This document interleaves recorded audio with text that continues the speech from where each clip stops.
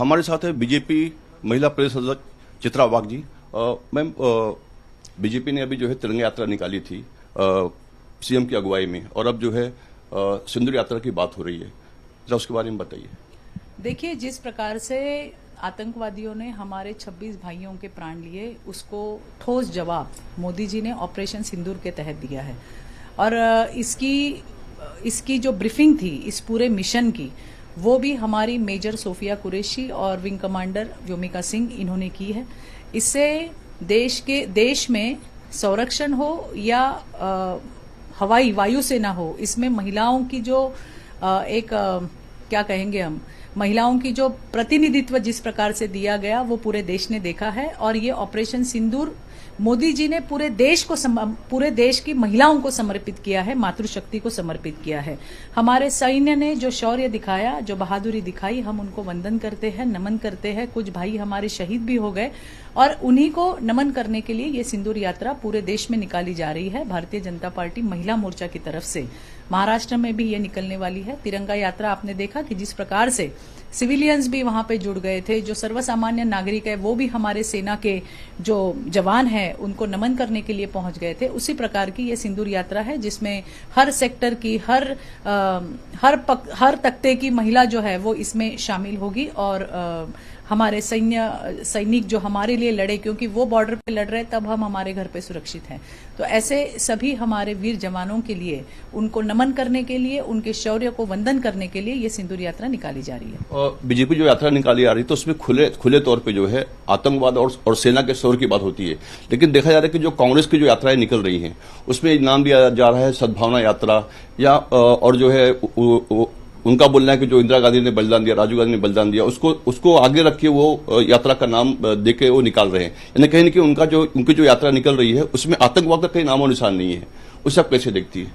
देखिए, मुझे आपको यही कहना है कि आतंकवाद से लड़ने का काम ये मोदी जी का नवभारत है, जिसमें घर में घुस के मारा है।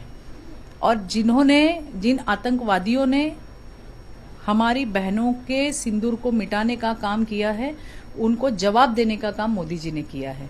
ये इस देश की, मोदी जी का ये कहना था, आपने सुना भी होगा, कि सौगंध मुझे इस मिट्टी की कि मैं देश नहीं झुकने दूंगा। ये उनका जो कहना था वो उस पे कायम रहे और उसी प्रकार की भूमिका उन्होंने अपने देश में वहां पे निभाई है। आज इतने सारे लोगों की जान, जो आज हम रह रहे हैं यहाँ पे, वो उनकी वजह से रह रहे हैं। जिस प्रकार से मिशन चलाए गए, जिस प्रकार से पाकिस्तान को घुटने पे लाने का काम मोदी जी ने किया है, तो ये नव भारत की निशानी है। कौन क्या कर रहा है और कौन क्या नहीं कर रहा है, ये उनका सोचने का तरीका है। लेकिन जो हमारे सैनिक है, जो हमारे जवान है, जिन्होंने हमारे लिए वहां पे लड़ाई लड़ी है, उनको वंदन और नमन करने के लिए भारतीय जनता पार्टी की ये सिंदूर रैली और तिरंगा रैली है। संजय राउत ने किताब निकाली है और उसका जो है उद्घाटन होने वाला है उस किताब का, नरकातले स्वर्ग। उसको काफी विवाद पैदा हो गया है उसको लेकर, उसे आप कैसे देखती है? ऐसा है कि जो किताब लिखी है छत्रपति शिवाजी महाराज का, ये बहुत ही सुंदर महाराष्ट्र है और उसकी मनोहर कहानियां लिख के उसका स्वरूप बदलने का काम कोई कर रहा है।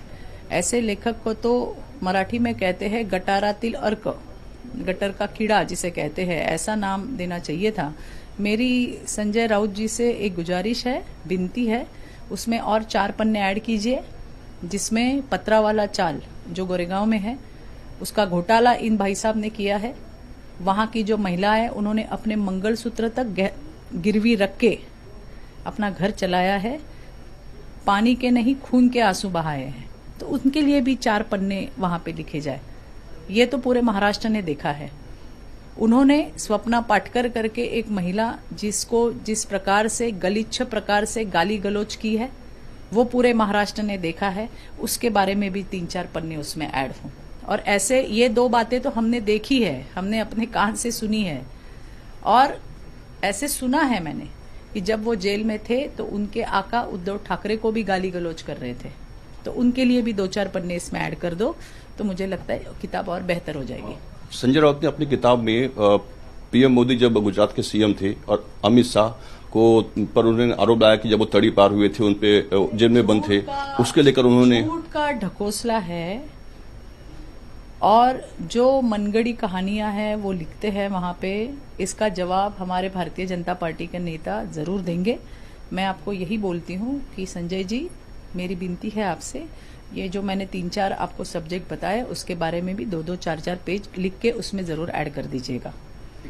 आखिरी सवाल है, पी चिदम्बरम जो कांग्रेस के वरिष्ठ नेता है, उनका बोलना है कि जो उनका अलायंस है उसका फ्यूचर में कोई भविष्य नहीं दिख रहा है, उसे आप कैसे देखती हैं? उनको आत्मप्रचिति हुई है, उन्होंने देखा है कि देश मोदी जी के साथ खड़ा है, देश विकास के साथ खड़ा है, और इसीलिए इंडी आघाड़ी का कोई भवितव्य उनको नहीं नजर आ रहा है। बस वैसे ही प्रचिति महाराष्ट्र के इंडी आघाड़ी के नेताओं को आ गई तो सब अच्छा हो जाएगा। Thank you. ये थी चित्रा वाघ, कैमरामैन संतोष देसाई के साथ अंजनी कुमार मिश्रा, आवाज इंडिया, मुंबई।